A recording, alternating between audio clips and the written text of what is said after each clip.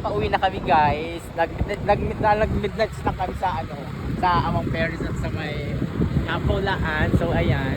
Sobrang ginaw para kami nasa Baguio. So, tignan nyo naman ang mga outfit na lang yung naka-jacket packet lang. Kasi nga sobrang lagi. So yung isa walang jacket, hindi lang yung driver sa harapan. Yung naka-tricycle. So yun lang guys.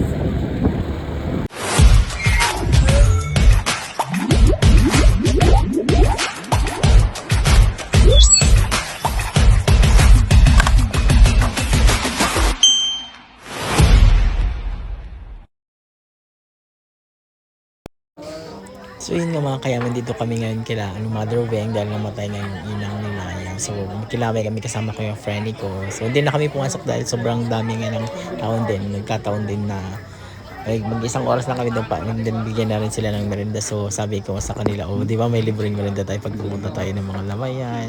So after that, punta din kami ng Kapulaan dahil nga kami mga magbabarkada pag wala kaming mga galamayan. So pinupuntahan namin yung mga laman na yan kaya di namin kilala di ba may libre ng merienda. Sa mga gusto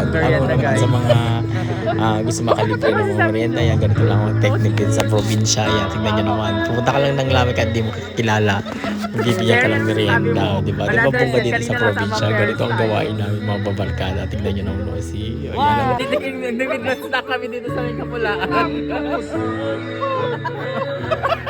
Kanina lang sa Amang Paris kami guys.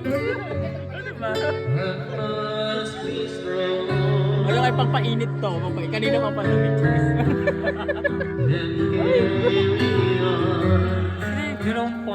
More pa guys.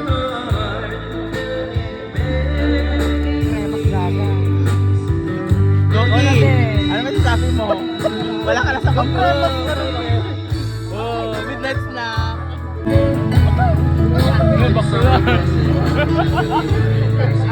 Panganak pa, panganak pa lang yun. Ini sarming ko na.